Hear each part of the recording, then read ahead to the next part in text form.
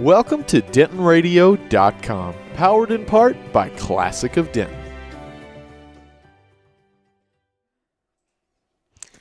Hello, everyone. Hello, welcome back from a holiday break from us, and Happy New Year.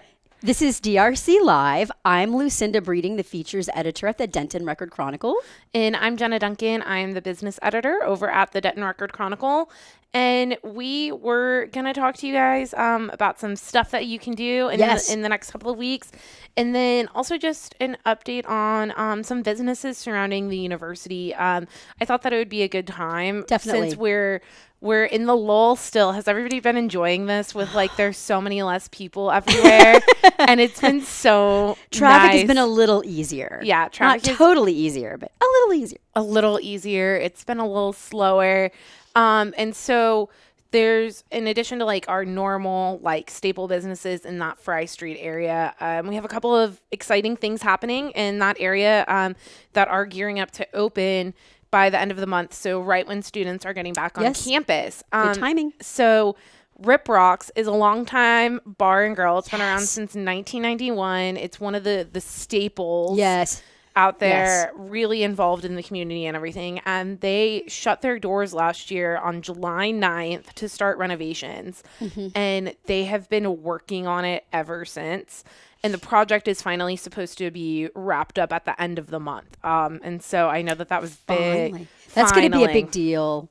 It's going to be a big deal. It's a big deal that they weren't open for 6 months because they're such a staple they really of are. That strip.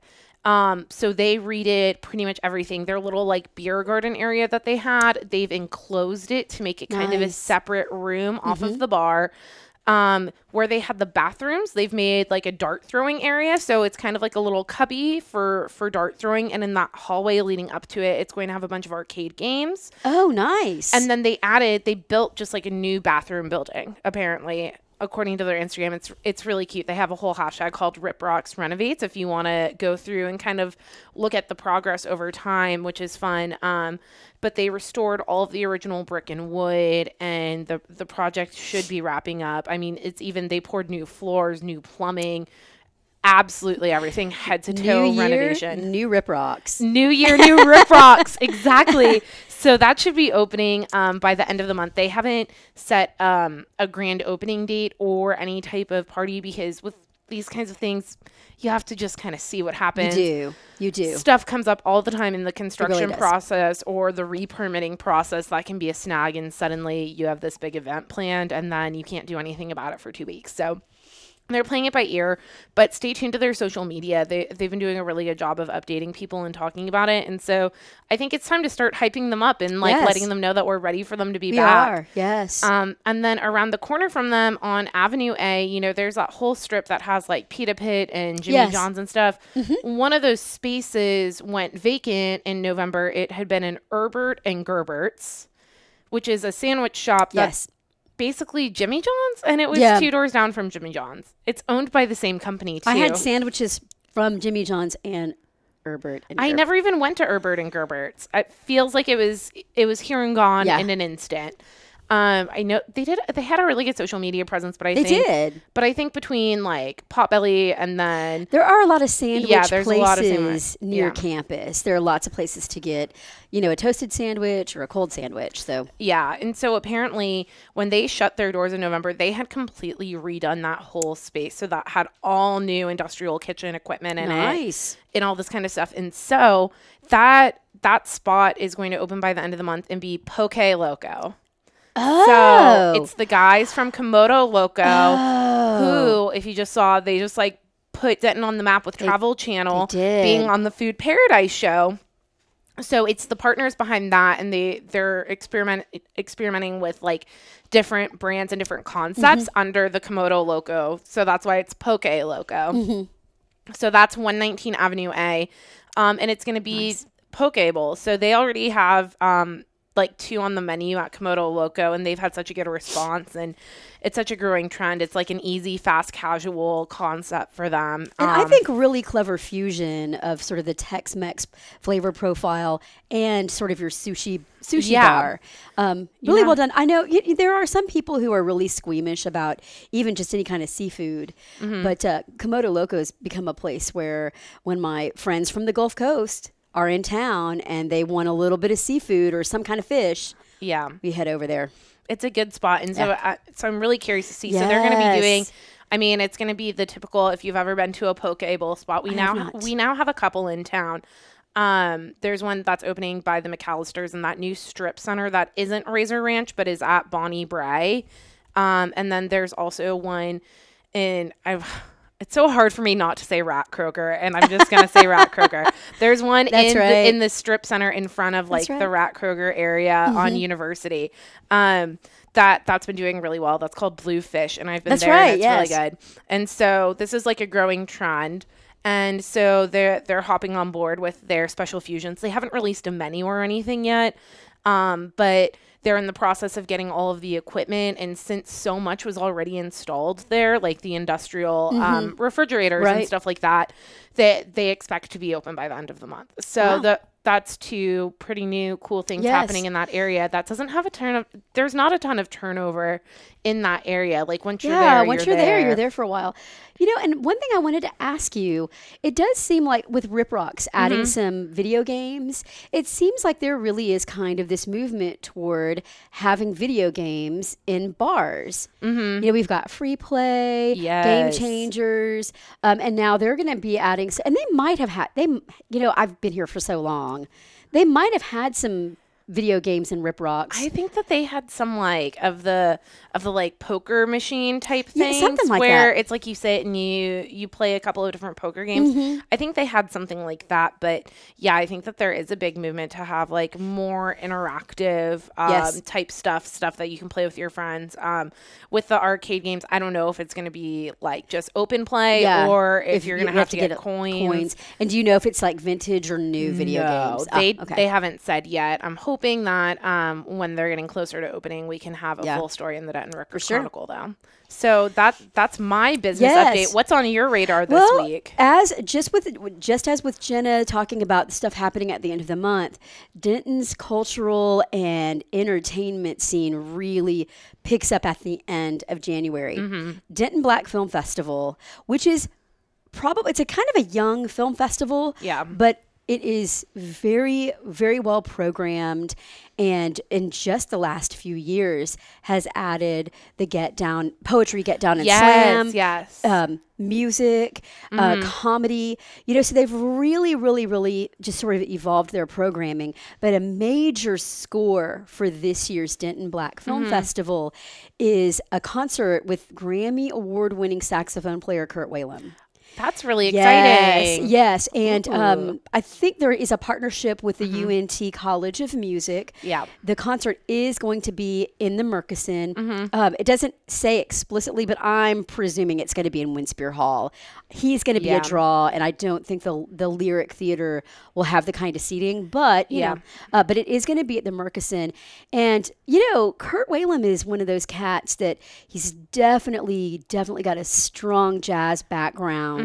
But this is a man whose catalog has been deeply informed by R&B, rock, and pop. And I've been grooving to his album Sax in the City, which is his cover album so of all sorts of really, I consider R&B pop. And the one that's really given me an earworm is his cover of Janet Jackson's That's the Way Love Goes. I'm dating myself. Yes, I'm dating myself.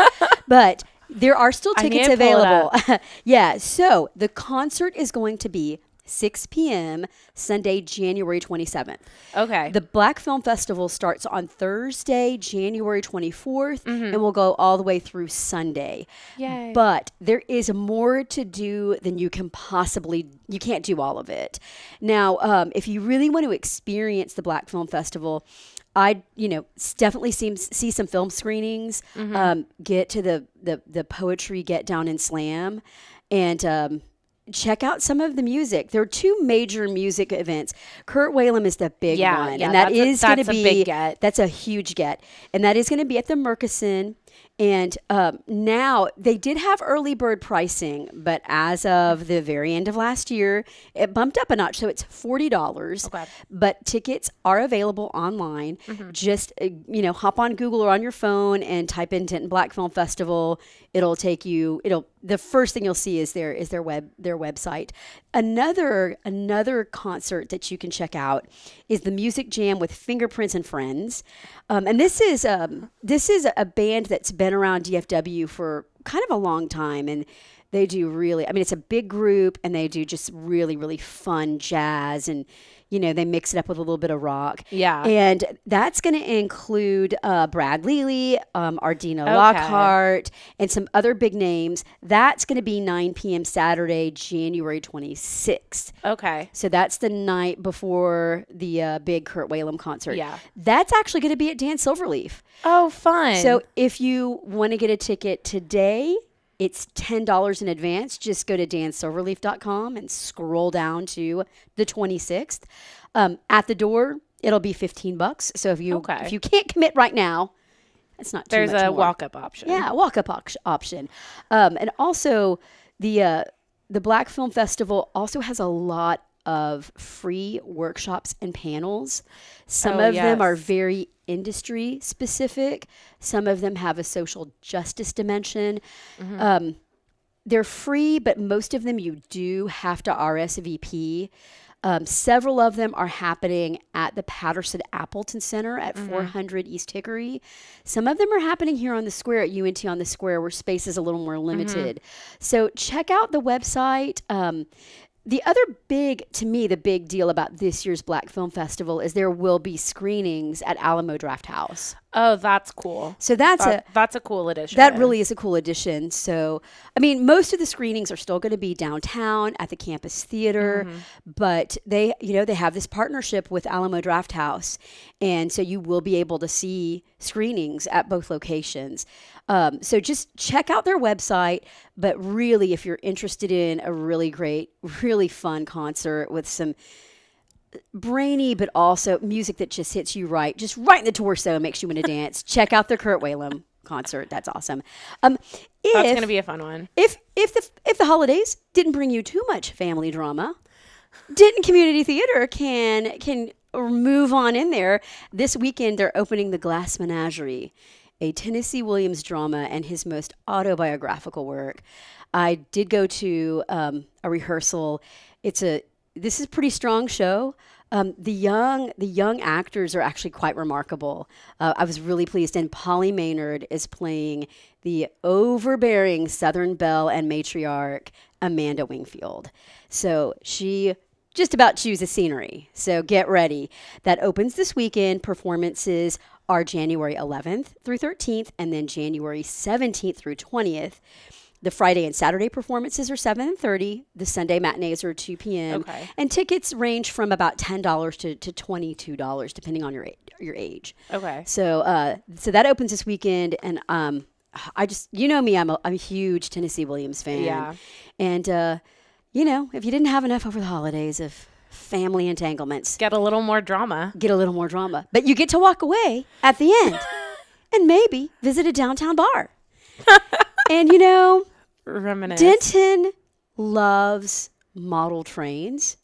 Yeah, it's a weird quirk that we have. People really like trains. People really like trains here. Now, the 34th annual Winter Train Show, and I know I'm sneaking this in, this is going to be Saturday, January 19th and Sunday the 20th. And the Saturday day is going to be 10 a.m. to 5 p.m. And then the Sunday day of that is 10 a.m. to 4 p.m. And that's at the Plano Center. So if you want to go check out some serious model trains, check it out. We'll have some more information about pricing and all that good stuff in Denton time this week. Okay. So check us out. But yeah, we're starting off the year with strong. A bang.